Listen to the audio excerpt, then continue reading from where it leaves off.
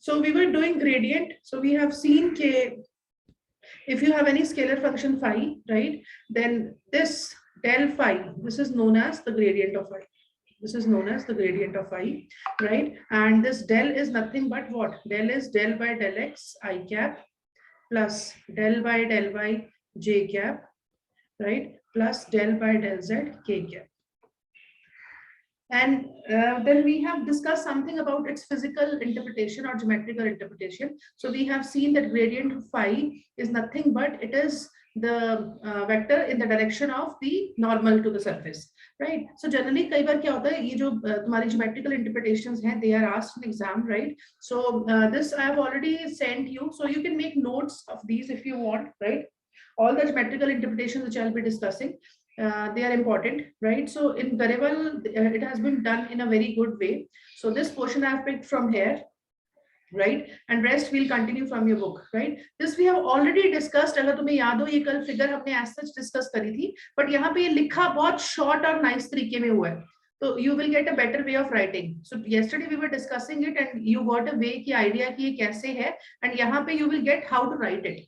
So if you see, let me quickly recall. तो हमने क्या किया था, एक surface ली थी f of x y z is equal to c. F और phi is one and the same thing, right? So this is a level surface. हमने इस पे एक point लिया था p, और हमने क्या किया था, suppose p goes to p dash, right? And the change is delta r, right? And then secondly हमने suppose इस surface के normal, this is capital N, so don't confuse, he is denoting normal by capital N and we denote normal by small n. So capital N and small n, they have the same meaning. So this is the normal vector, and generally जब हम normal की बात करते हैं, this is nothing but the unit normal vector. This is unit normal, because normal just give me the direction. So both these are unit normal, their magnitude is 1. Right. So now P पे suppose point का position vector R है, right? So R is the same जो R हम ले रहे थे. So R is nothing but x I cap plus y j cap plus z k cap. So this is my R position vector, right? So here he is just denoting everything by capital. So capital R, capital I. So everything is same, just for capital. This is there. So suppose P dash. So moment P की position vector is R. तो P dash का position vector क्या हो जाएगा? R plus delta R. Right. So suppose कर लो कि p dash पे function की value change हो जाती है. So obviously the change in the function will be what? F plus delta f. Right. So now if I calculate this value, what is this value? This is gradient of f dot del r. Gradient of f dot del r. Now you see, right? So what r is this vector? R is this vector del r. So del r कितना हो जाएगा? What will be del r? What will be del r? What will be del r? So this is nothing but derivative of r. तो derivative of r क्या हो जाएगा? Derivative of x plus derivative of y plus derivative of z. Yes or no? Yes, ma'am. You see, this is del r. So del x, del y, del z, or I, j, k are nothing but I cap, j cap, k cap. And is my screen visible? Yes, ma'am. Yes. Okay. Similarly, what will be gradient of f? So now you already know what is gradient of f. Gradient of f is nothing but del by del f of del by del f, del x I cap, del f by del y j cap, del f by del z k cap. तो ये already हमने values डाल दी. अब जब हम दोनों का dot product लेंगे, तो if you see what will be this, I dot I will be 1. So del f by del x into del x plus del f by del y into del y plus del f by del z into del z. Right? And if you see, this is nothing but the total derivative. हमने discuss किया था f का derivative with respect to x del x, f का derivative with respect to y del y, f का derivative with respect to z del z. So you see this quantity is del f. Beta, is it fine? So del f dot del r we get is nothing but del f. अब देखो, अब हमने discuss किया था level surface क्या होती है. Level surface वो होती है जिसपे हर पॉइंट पे जो value of function remains the same. अब हमने कहा था p डैश पे चला गया है और उस पे फंक्शन की वैल्यू चेंज हो गई है. सो मींस उसकी सरफेस चेंज हो गई है. अगर p डैश सेम सरफेस पे ही लाई करता है, अगर p की पॉइंट पोजीशन तो चेंज हुई, बट अब यहाँ पे p यहाँ चला गया है दूसरी सरफेस पे, बट ये भी तो हो सकता था कि p यहाँ पे आ जाता p dash. So if p dash lies on the same level surface, तो हमें पता है उसकी function value में कोई change नहीं आएगा. So in that case del f will be 0. So you see in that case del f dot del r will be 0. You see, so now here you see this is dot product of two vectors is 0. इसका ये हमें पता है कब होता है, when the vectors are perpendicular. इसका मतलब del f is perpendicular to every del r. What is del r? Del r is the change in the position vector. पहले position vector p था, फिर p डैश हो गया था, और p और p डैश दोनों सेम सरफेस पे लाई कर रहे हैं. सो del f is the del r is the change in the position vector surface के ऊपर. तो you see del f is perpendicular to every position vector. तो it means del f, अब हमें पता है किसी भी सरफेस के परपेंडिकुलर क्या होता है, नॉर्मल. तो इसका मतलब जो del f की डायरेक्शन है that is same as the normal to the surface f of x y z is equal to c. Is it clear? Is it fine? Yes, ma'am. तो बेसिकली हम del f को क्या लिख सकते हैं? So del f is a vector. अब ये हमेशा याद रखना है, you know, not in vector calculus. आप कल MSc लेवल पे भी और आगे भी as a mathematician you should know gradient is nothing but gradient is a vector in the direction of normal to the surface, right? So if you have, if this is my one surface, if this is my surface, हमें पता है normal इसके perpendicular होगा. So you see ये जो pen की direction है that will be the direction of the gradient. Is it clear? Is it fine? Yes, ma'am. Right. So अगर मैं वेक्टर की फॉर्म में लिखूं तो यू सी मुझे पता है हमेशा एक वेक्टर को कैसे लिखते हैं, उसका magnitude. So you see magnitude और उसकी डायरेक्शन, और उसकी डायरेक्शन हमें पता क्या है, this is the direction of the normal. So this is an cap, unit normal. So n is unit normal. In your book he will be writing like this, del f n, small n. Beta, is it clear? Yes, ma'am. Right? Okay, one more small thing I want to discuss, right? So one more thing I want to discuss. This also we have discussed yesterday, but here he has written it properly. So if you see, हमने देखा था कि एक point P है. Suppose यही point P, अब n is the normal vector, इस normal, अब ये जो P, so you see P की पोजीशन चेंज होकर कहीं भी जा सकता था. P डैश इधर भी हो सकता था, P डैश आपका इधर भी हो सकता था, P डैश आपका इधर भी हो सकता था, P डैश नॉर्मल के ऊपर भी हो सकता था. तो you see P point can change its position in any direction. So suppose in particular जो आपका P है उसने अपनी position ले ली on the normal, उसकी जो position हो गई वो on the normal हो गई, right? तो यहाँ पे since already P dash वो यहाँ लिख रहा है इसलिए उसने नया नाम दे दिया M. So M is a point on the normal. So obviously अब जो P की position change हुई है वो normal की direction में change हुई है. So that is the reason let us take this change as delta N. So this is the change along the direction of the normal. Is it fine? यहाँ तक clear है? Yes, Yes, ma'am. ma'am. Right? So you see now let us, so therefore what is the change of f along the normal? So that will be delta f by delta n. Now if this delta n becomes very small, so limit delta n tends to 0, delta f by delta n. अभी हमने देखा था what was the value of the gradient change in delta f? So delta f is nothing but what?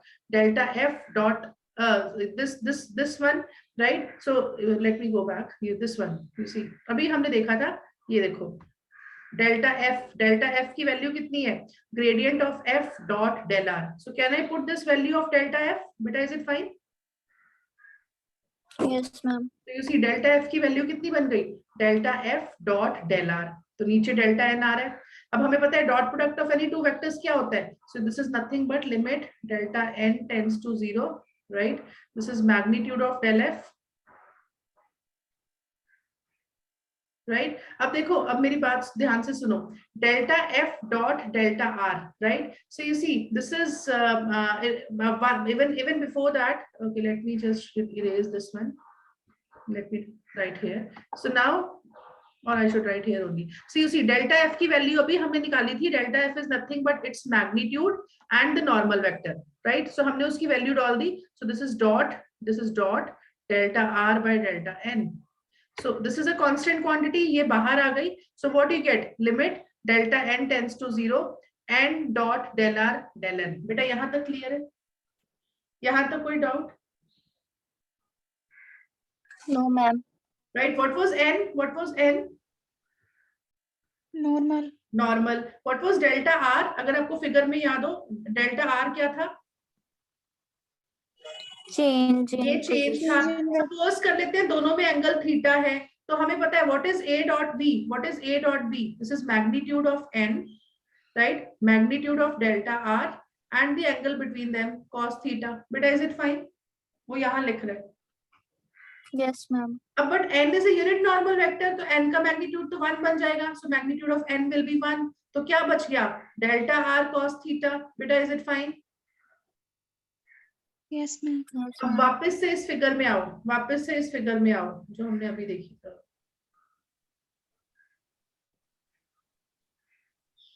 वापस से इस figure में आओ। सो if you see this figure, तो हमने क्या लिया था अभी? हमने लिया है नॉर्मल और डेल्टा आर में एंगल थीटा है, ये दिस एंगल इज थीटा। अगर मैं इसको ज्वाइन कर दूं, इस ट्रायंगल को ज्वाइन कर दूं परपेंडिकुलर से, so this is right angle triangle. So if you see what is delta R upon delta N, कितना बनेगा बेटा? Sorry, delta R upon delta N कितना बनेगा?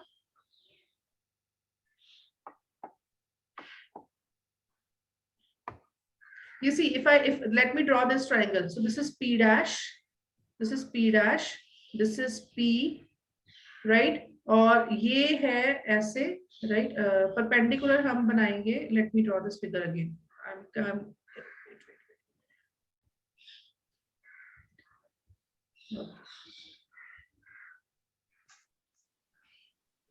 So you see, this is this figure, right? हमारे पास जो हमने perpendicular गिराया है वो P से गिराया है M के ऊपर. So this is P, this is M. P से हमने M पे perpendicular गिराया.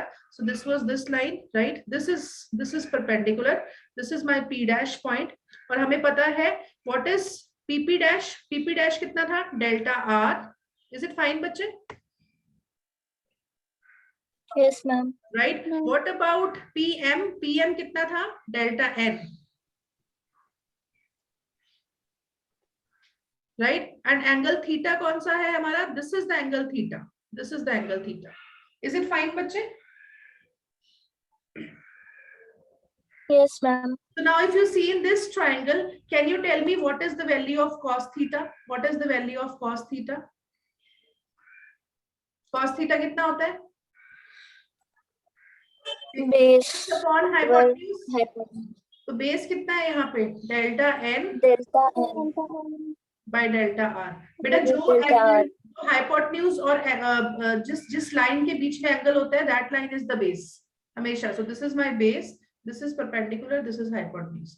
सो हमें पता है cos थीटा कितना होता है? Base upon hypotenuse. So if you see from here, what is the value of delta n? What is the value of delta n? Delta r cos theta.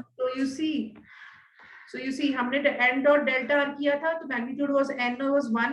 So you see this is delta r cos theta. और अभी हमें पता है delta r cos theta किसके equal है? Delta n. तो delta n upon delta n will cancel. So this whole term will become 1. तो क्या बच गया? This is magnitude of gradient of f. So you see the magnitude of gradient of f is nothing but rate of change of f along the normal. So you see this is always perpendicular to the surface. Is it fine, बच्चे? Yes, ma'am. बेटा clear? अब एक और concept में यहां से दूंगी, right? एक और कंसेप्ट में यहां से दूंगी, then we will move to your book, right? You see, अब देखो व्हाट, अब अगर if I am able to make you people understand all this, so now if I am asking what is this, what is this, what is this, now what is this quantity, इसको क्या बोलोगे आप? ये क्या है? What is this? Speak up. गलत बोलो, बोलो तो सही, गलत बोलो. This is rate of change of f along, rate of change of f along Unit vector. Unit normal vector. Unit normal. Very good. This is rate of change of f along the unit normal vector. बेटा is it fine? अब अगर मैं आपसे पूछूं what is this? What is this?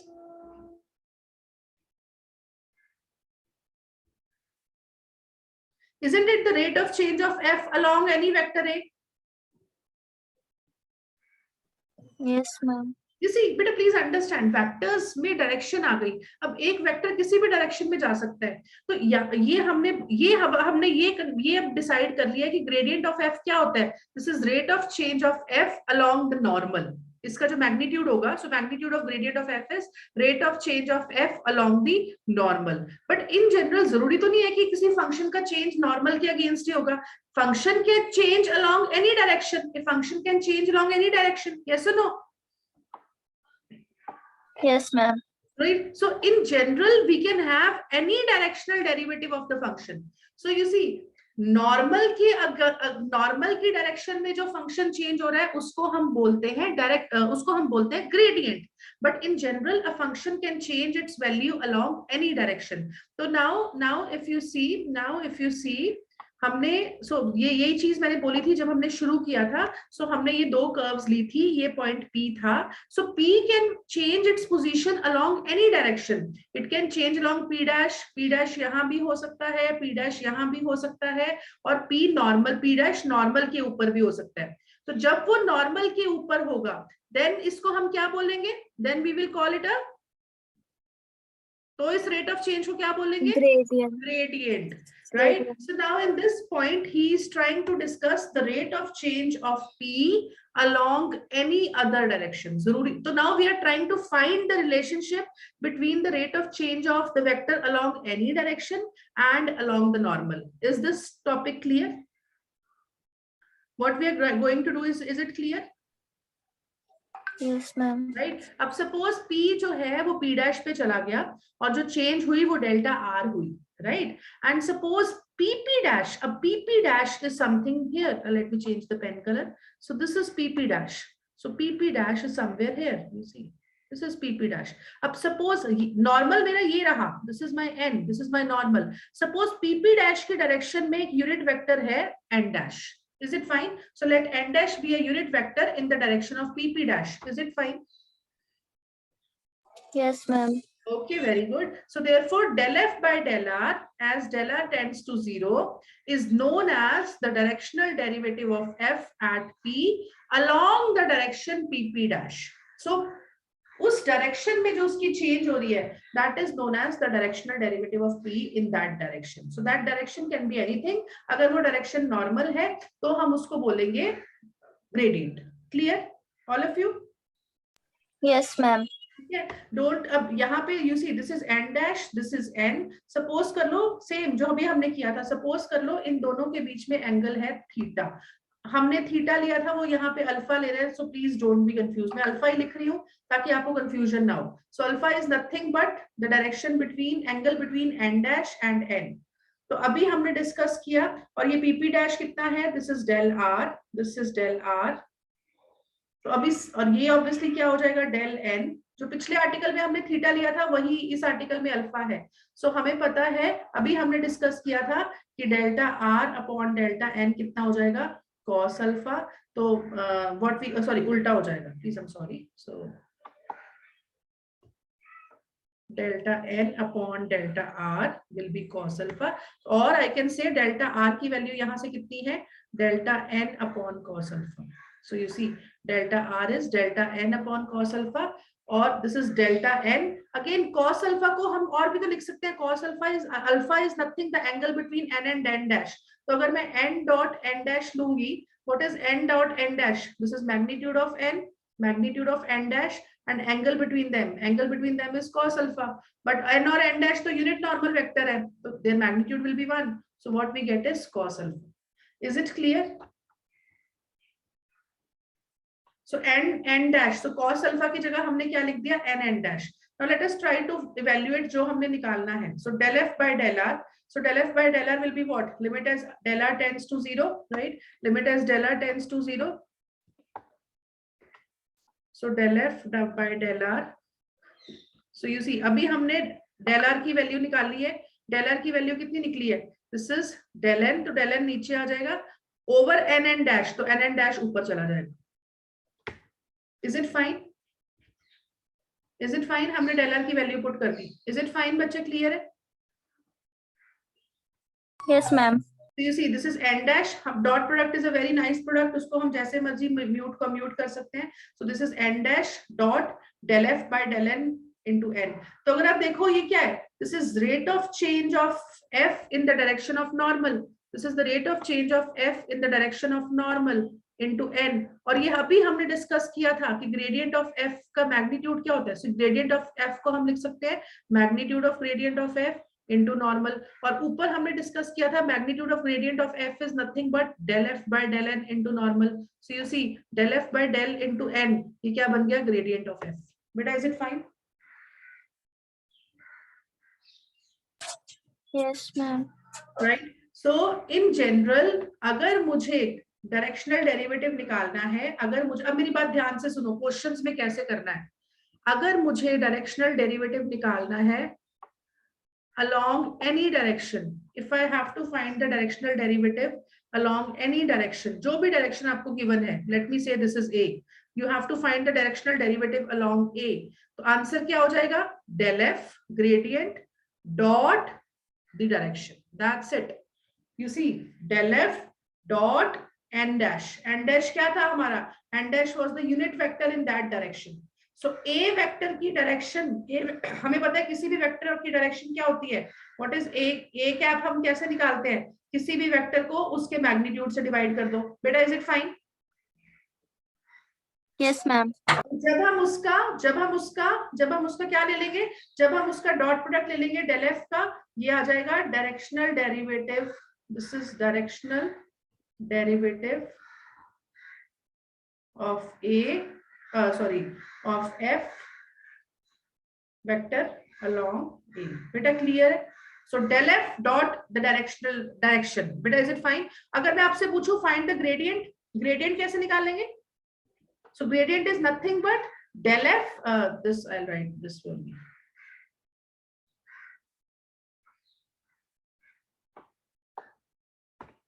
So this is directional derivative of f. अगर मैं आपसे पूछूं what will be the directional derivative of f in the direction of normal, तो आप क्या करोगे?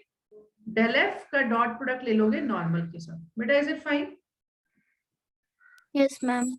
Is it clear? So please questions में यहाँ ये आता है. This you should not be confused. Questions में ये आता है.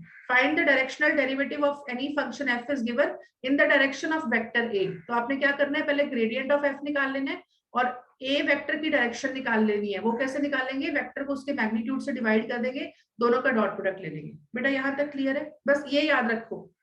Is it fine? Yes, ma'am. Right? अच्छा, अब एक चीज और. So I'll just one more thing. You see, now let us move one step ahead. Right? You see, this is del f dot a vector या del f dot n dash. What is dot product of two vectors? So magnitude of del f into magnitude of n dash. N dash हमने unit normal लिया था into cos alpha. Alpha क्या था? इनके बीच में angle. अब मुझे बताओ cos अल्फा की मैक्सिमम वैल्यू कितनी होती है? 1. Right? So you see, अब यहां से मैं आपको एक और क्वेश्चन बोल रही हूँ, वो भी एग्जाम में आता है, इंपॉर्टेंट क्वेश्चन है. You see, so हमें पता है del f, हमारा आंसर आ गया del f magnitude of del f into cos alpha. और हमें पता है cos अल्फा की मैक्सिमम वैल्यू होती है 1. तो यानी कि ये हमेशा लेस देन और इक्वल टू होगा del f, because cos alpha की मैक्सिमम वैल्यू है 1. You see, cos alpha is always less than or equal to 1 and -1. Is it fine? Cos alpha lies between 1 and -1. Yes, ma'am. मैंने दोनों तरफ magnitude of del f से divide multiply कर दिया, तो ये आ गया हमारे पास. थोड़ा सा छोटा कर दिया. मैंने इस इक्वेशन को मैग्नीट्यूड ऑफ del f से मल्टीप्लाई कर दिया. So minus del f cos, या अगेन यहाँ पे भी आ गया, और ये क्या आ गया? del f. बेटा क्लियर है? Yes, ma'am. है ना? और ये हमारा क्या निकला था अभी? This is nothing but del f dot, अगर मैं इन जनरल बात कर रही हूँ तो this is any direction a.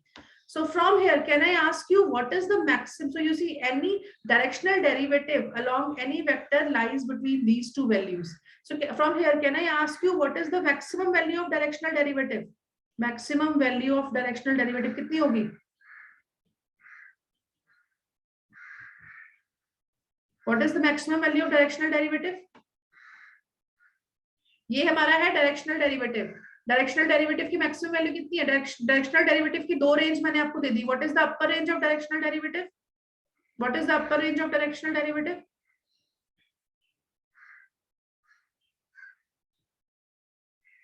What is the upper range of directional derivative? Quickly बेटा, इस इक्वेशन में देखो अपर रेंज कितनी है? इस येलो बॉक्स की अपर रेंज कितनी है? इसका अपर बाउंड कितना है? Minus upper bound, upper bound Meenakshi, upper bound, yes ma'am. Upper bound कितना है? अपर बाउंड मतलब क्या होता है कि वो ऊपर उसका मैक्सिमम वैल्यू कितनी है? ये सी, ये जो येलो ब्रैकेट है, this lies between del F and minus del F. तो ये इसकी मैक्सिमम वैल्यू है, ये इससे बड़ा नहीं हो सकता, और ये इसकी मिनिमम वैल्यू है। Is it fine? Yes ma'am.